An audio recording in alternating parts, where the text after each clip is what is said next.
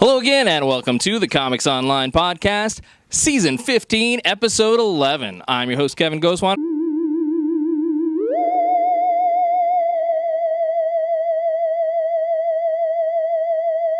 And with me today, as usual, is my co-host, Troy David Phillips, store manager here at Flashback Comics in Woodbridge, Virginia. Flashback Comics and Games, because there's a whole separate store in the next building with all sorts of games. It's amazing. Yes, indeed. If only those people would sign release forms, we'd actually take some video of the people right now playing Warhammer and Warhammer 40K. And I think actually 2 people are playing X-Wing, but I'm not 100% sure. Nice. But they're a little camera shy, so I can't really show you. You don't want to look at them. That happens. Except in person. When you're kicking their butts at whatever the game is. Come over here and show them who's boss.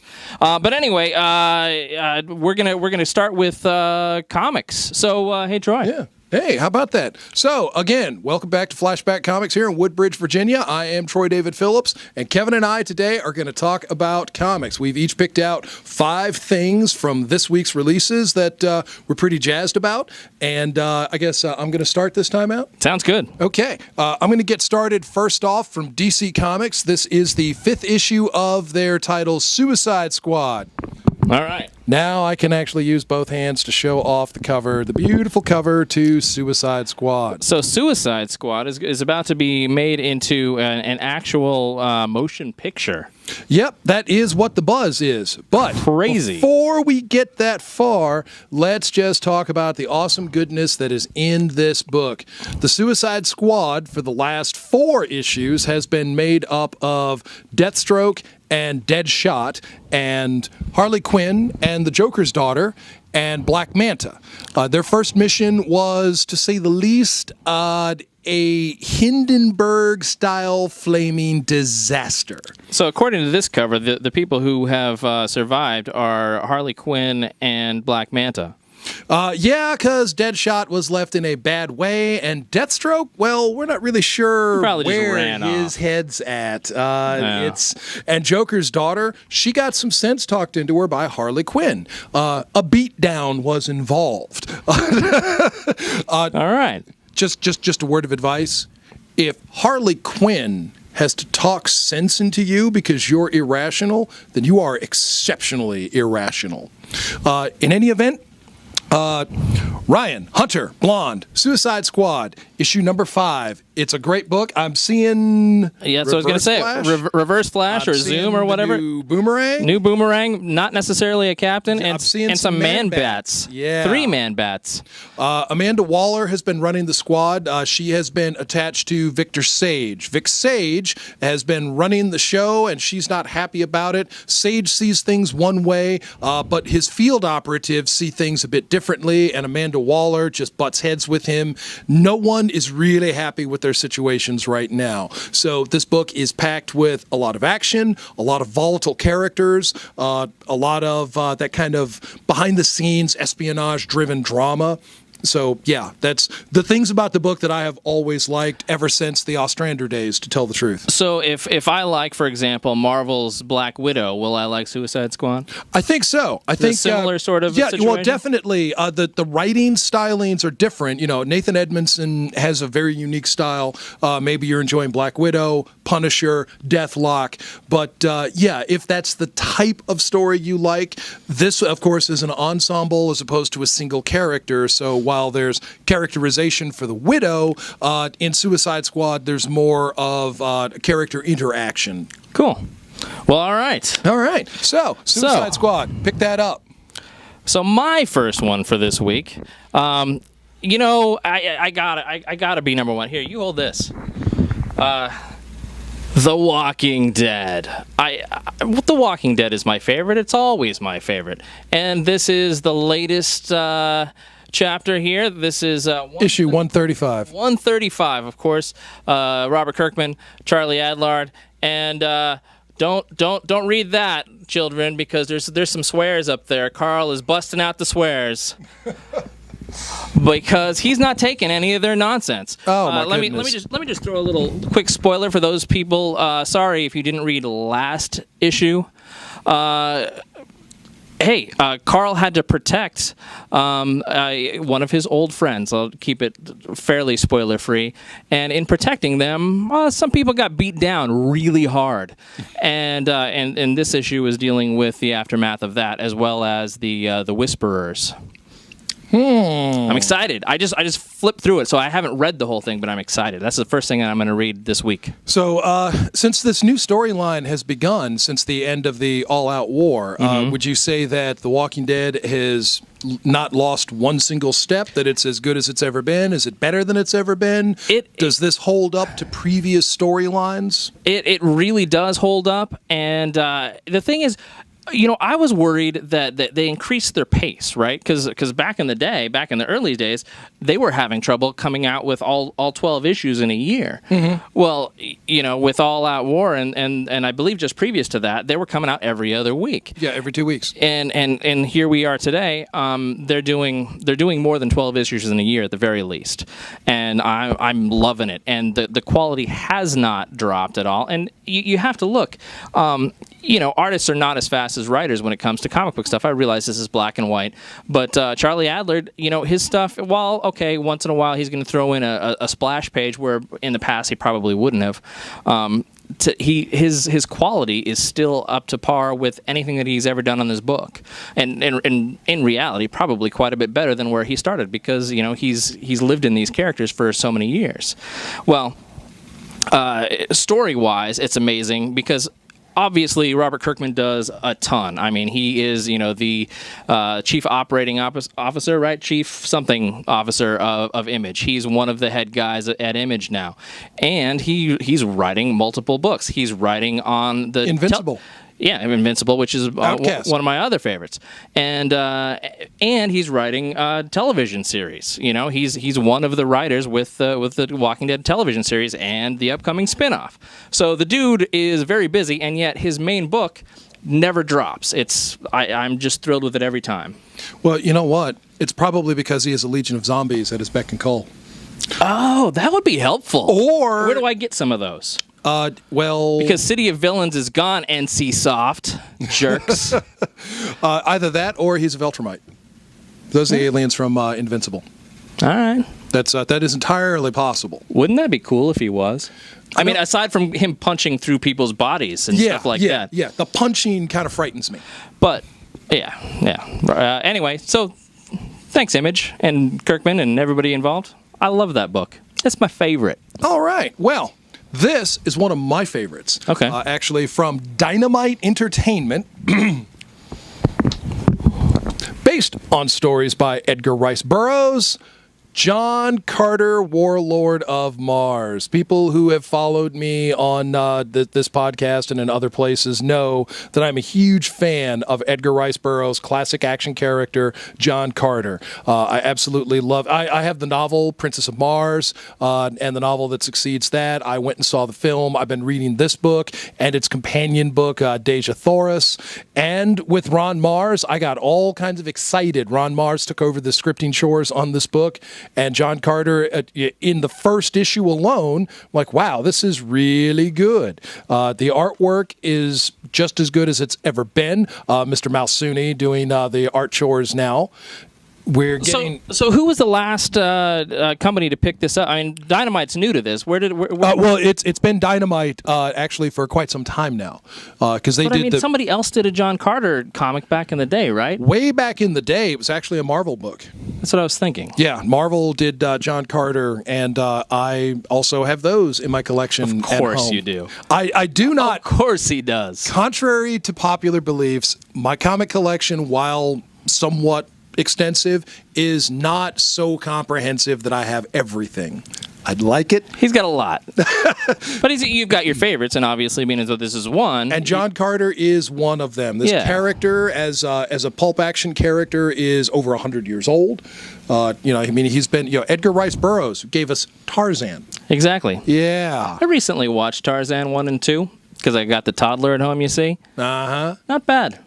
Have you do you remember the Tarzan comics that DC did with Joe Kubert art back in the 1970s? Oh yeah. Yeah, DC took that over from Gold Key. Had the franchise before them. Yeah. Well, while that was happening, Marvel had John Carter. Wasn't there some Frazetta Tarzan as well? Was that like I think that was heavy metal or something? No. It was well before that. It seems like Frank Frazetta has done Tarzan, but I can't remember the forum now. Well. Bern Hogarth, certainly in the Sunday comic strips. Right. Those are amazing. That ran for a long time. Oh my God, Bern Hogarth, could just give a tutorial to anybody about drawing characters in action. It was amazing. I wish he were with us today doing comics. It would be phenomenal. Yeah, can't you get us on the show? Come on, get Bern Hogarth on the show. I'm pretty sure that it would not be legal for me to bring him in. No? No. It might be a problem digging him up? Yeah. I think Robert Kirkman would get upset with me for, cashing in on his market. John Carter, Warlord of Mars, ladies and gentlemen. I've got issue 2 here. Issue 1 is still up on the shelves, so you haven't missed much. If you've been interested in picking up and didn't know where to begin, this is a good place to begin. Our titular character, Confederate cavalry officer, transported from Earth to Mars, where in the lighter gravity of Mars he has superhuman wherewithal. He and his romantic interest, Asia Thoris, very involved in the various civil wars and the internal battles and struggles, the political strife, the palace intrigue. It's great stuff. If you like that type of swords and pistols science fiction, and I certainly do, this is definitely a book to pick up. Kudos to Ron Mars for an excellent bang-up job. And that would take us to you, Kev. I see you reading one of my earlier choices. Yeah. But you got into it, and apparently you're all in. Your chips are in the middle of the table. Oh, I'm into it. This is, of course, Copperhead. Jay Faerber's Copperhead, number 4 here. And and you've got the split screen there. The other one, the one on the back, the one on this side here, is going to be number 5. That's going to be the cover for next month's, because that's what they decided to do, or so far they have. The interior art, same stuff. Godlewski is doing a bang-up job with his storytelling. I'm loving it. This is a great book, and this is one of those where I look at it and I'm like, yes, they're doing a great job with the colors. It's kind of a, if I may, image. It's kind of a classic Vertigo sort of color scheme, where things are somewhat subdued, somewhat simplified, but move the story along. I almost wish that it was black and white like Walking Dead, where they could bring out more. I like it in color. I like the variation and the texture in the color. It gives it a feel. Definitely, our frontier planet. I mean, again, describe this book as sort of a frontier in space. That sort of dirty Western, but with aliens. So if you liked Firefly, you would like this. If you like aliens with your science fiction, you will like this. We have a murder mystery. Our main character is a single mom struggling with her kid and learning about her deputy, learning about the culture, the people, where she's being the lead sheriff, and just sort of getting in. We're only 4 issues in, so there's still a lot to unfold here.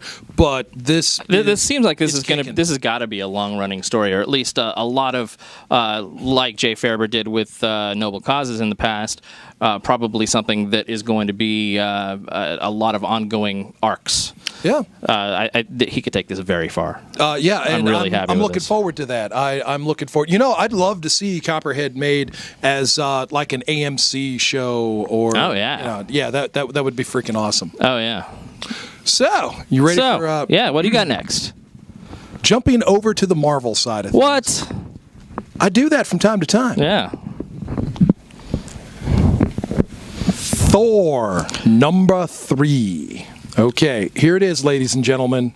Thor, the new female Thor, whom we still are not certain of her identity. I thought it was Frigga. No, that has not been revealed. I thought it was revealed in the first one. It's friggin' Frigga. You think, but you don't know for sure. You need to read the second issue, because I know you're an issue behind. Some clues were dropped, but only vague clues. No, it's. I thought it was Thor's mommy taking over. She's like, let me handle it, honey. You'll be fine. I'll take care of it. Oh. You just have some cookies and a nap. Sorry, Kev. Sorry. That's what I thought was going on. I was liking it. I thought it was cute. There's, interestingly enough, if you pick up the second issue, let me jump back and talk about number 2. The character has an inner monologue that's almost a dialogue. Now, the character is speaking aloud, and there is a voice, but then the character's inner monologue is almost as if a different voice. There is a conversation at work there. Is that coming from the Hammer? Speculation on my part says that there's a dialogue between her and the Hammer and the power and persona of Thor. But she is a very, very different character from Odin's son. All right. Hi. What? I wasn't talking. Oh, really?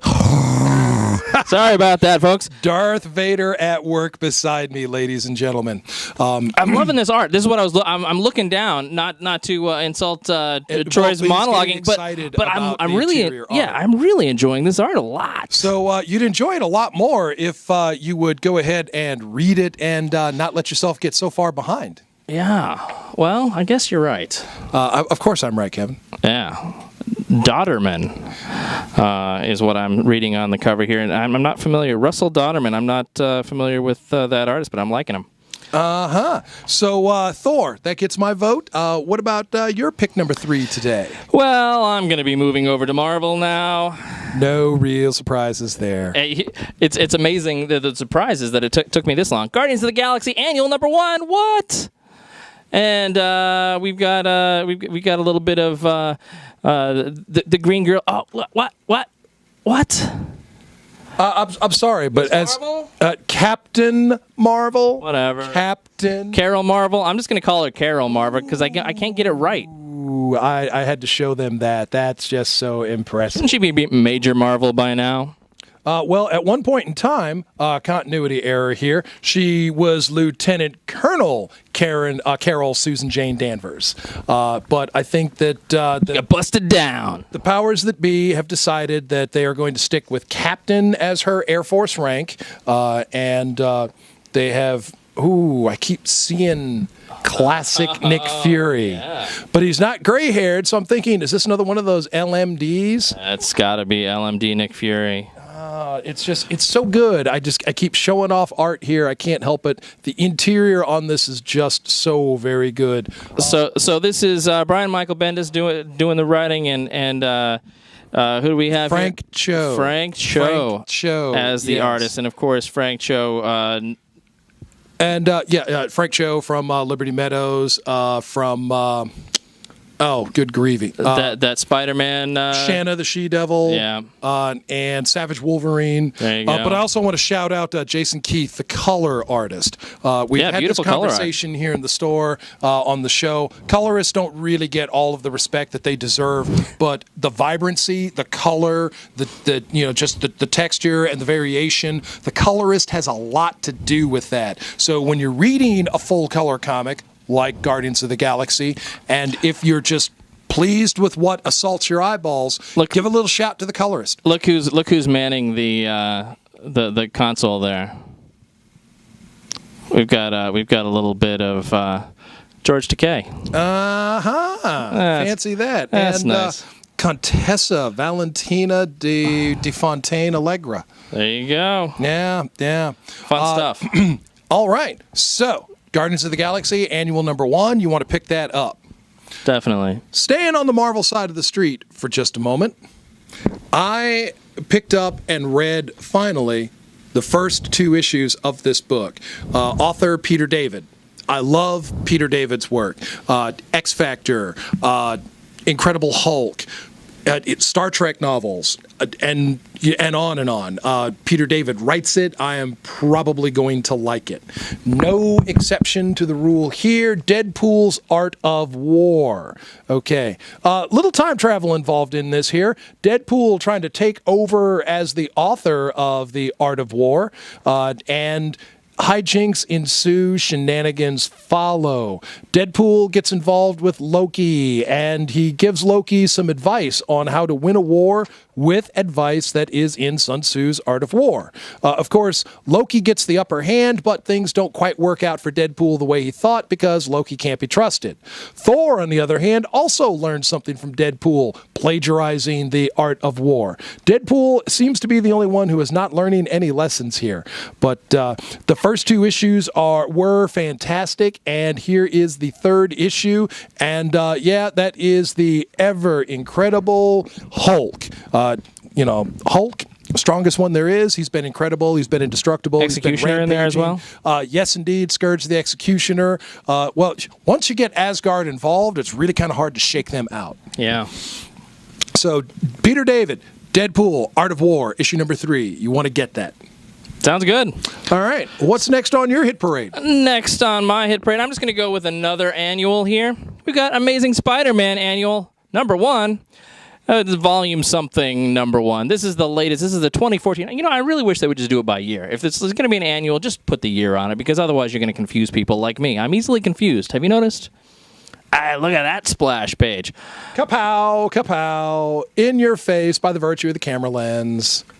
All right, so this is Ryan Nitz, Peterson, and Salas by reading the cover here. Yes. Sean Ryan, okay. Sean Ryan, Brandon Peterson, Antonio Fabella is the color artist, and Travis Lanham is the letterer. I will, in a different show, I'm going to shout out letterers. But I'll tell you what, I have read comics, and sometimes I've read comics, and it has hurt my eyes to read the dialogues. The letterer can help with how enjoyable your read is. So really, when it comes just to the visual aspect of the comic, everybody that has anything to do with it, I mean, their roles are so important. Colorist, letterer, inker. It's not all about the penciler. And a good editor to keep everybody on track, because without a good editor, things can go a little sideways.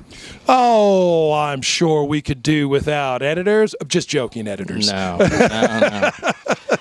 So, Troy, what's we're on your last one. Yes, I'm at my pick number 5. This one from Image Comics, and it's because I like the stylings of Kelly Sue DeConnick, whether we're talking about Captain Marvel or the now ended Avengers Assemble, or from Image Comics, Pretty Deadly. Here's one, female-centric, no real surprise there, but are you woman enough to survive Bitch Planet?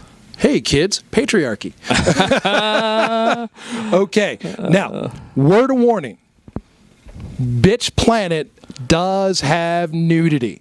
So I'm going to be very, very careful about what we show here on the show. That's not going to be a page. Okay, so there's definitely intense dialogue.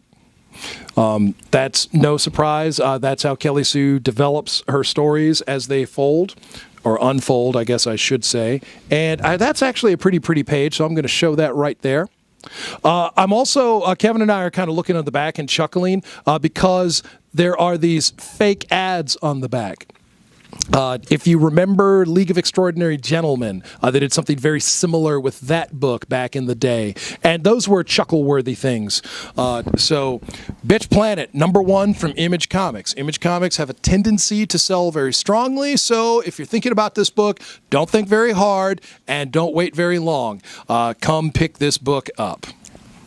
Sounds good. I thought so. So, while Amazing Spider-Man did also come out this week, that's not my pick.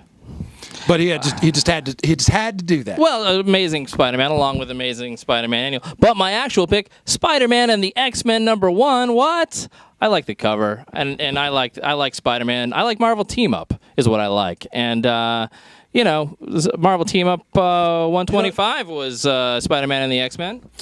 You're thinking of 150, the final issue. Damn it! With Juggernaut. I'm just gonna say wrong numbers every episode until I get them right. I thought it ended at 120. It was 150, huh? 150. Darn it. Power Man and Iron Fist ended at 125. Marvel 2-in-1 ended at 100.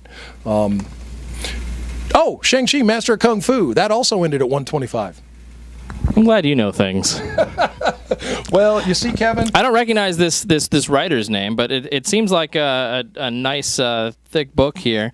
Elliot Callan. Yep, don't recognize him. Marco Faella. Yeah, and it's I'm liking the art. I'm looking forward to reading that. I was just showing it off, and of course, I'm going to shout out Ian Herring, and VC's Clayton Cowles is the letterer. All right. So once again, making sure that everybody artistically involved with the book gets their due credit. So that's our top 5 comics, but hey, this is the holiday season, so we really need to do our +1. I got a couple of +1s here. Yeah. And first off, I got to say this because you weren't doing the show with me at the time that this book was originally released, but from Aspen Comics, there was this book, and I've still got copies of the 2 variants. Remember when Aspen was doing 10 for $1? Oh, wow. That was okay, yeah. 10 for 10? 10 for 10, yeah. Yeah, and so, the number ones were $1. Overtaken. Now, a lot of flashbackers already picked up Overtaken number 1 and waited very patiently for a number 2 that did not come. For some reason, number 2 was just horribly, interminably delayed, but I've seen it on the solicitations. A number 2 is coming. So, if you picked up number 1, keep the faith. Number 2 is coming for you. Reread your number 1s and get ready. If you didn't get number 1 when it came out, I still have them. And in honor of number 2 coming out, I'm going to put number 1 back up on the shelf at cover price. Yeah, I'm going to have to take some out of bags and boards, but I'm doing that anyway. It's going back up. You're going to have a shot at it. So, Overtaken number 1 from Aspen, and then I want to say that it's just not this week, but the following week should be number 2. After how many months? A good many. I mean, how long's it been since they were doing 10 for 10? I don't even remember. Yeah, it's been a little while. At least a whole season. Okay. Marc says 8 or 9. 8, 9 months. Oh my goodness, yeah. So not quite a year, but yeah, man, they really dragged their feet. Overtaken number 1 is coming, or number 2 is coming. Number 1 is already. You got something else there.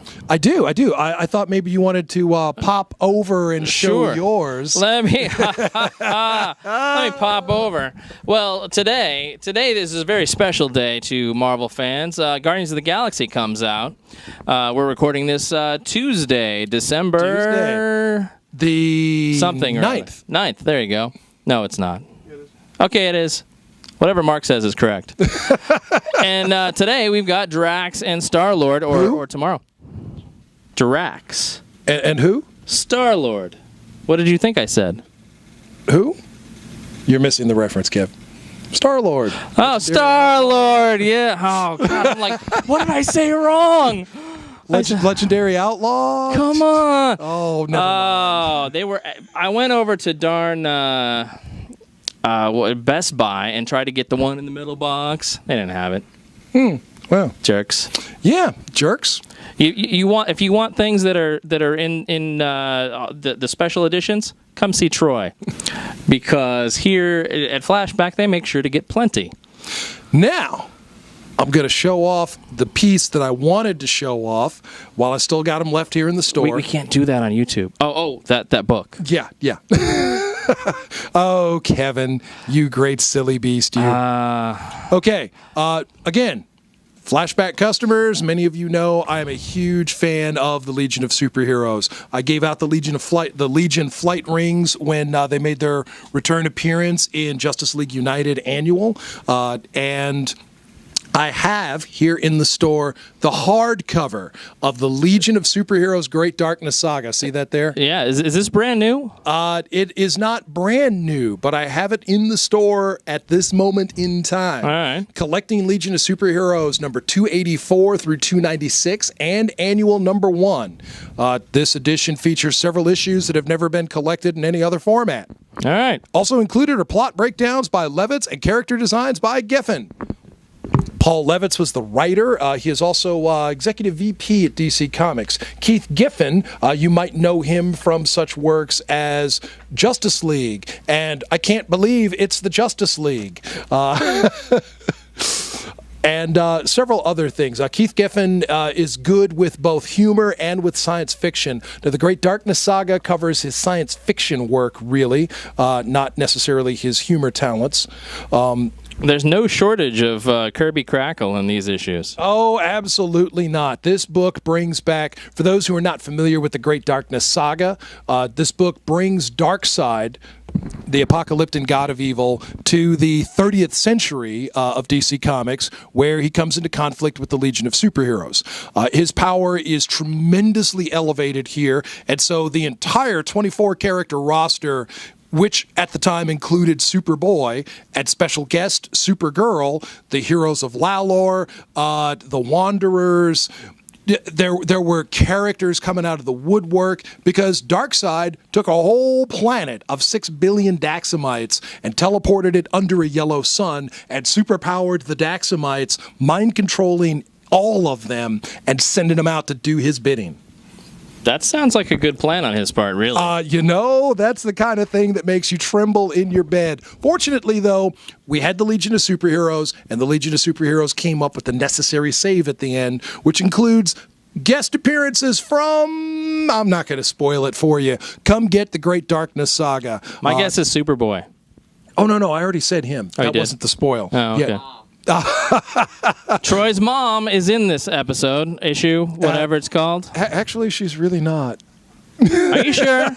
She might be just partially obscured. Well, it's entirely possible that Keith Giffen and Larry Maldstetz, put some hidden characters in there. Actually, longtime Legion readers, especially during the Giffen, Malstedt, and then later the Steve Lytle Malstedt issues. If you look very carefully, you will see cameo appearances of characters intended mostly to be humorous. Most of them DC. A couple of Marvel guys sneak their way in, though. I love that. I love the little Easter eggs like that. Indeed. Yeah. So that's my top 5. That's my pluses. Yeah, I think that's part 1 for this week. Go and click below and slide on over to part 2, which we're going to record. What am I pointing at? You're pointing below. Down below this video, there's going to be some text. You might have to click read more or some action like that. Is that the Underminer? Yes. I don't even know what he's talking about. Oh, and then over down here, you're going to want to click on the thumbs up because that's appreciated. Oh, yeah. Like us on Facebook. Like us on everything. Follow us on Twitter. Definitely. And subscribe to us on YouTube. And on iTunes. Now, Troy, if you were thinking, oh, you know what? I just really don't have the time to watch this YouTube video every week, but I really want to get that information about what's the newest top 5 comics that I can buy at this comic store, obviously.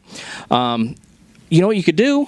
Win the lottery and become independently wealthy so I could give up my job and sit around the house and listen to podcasts all day?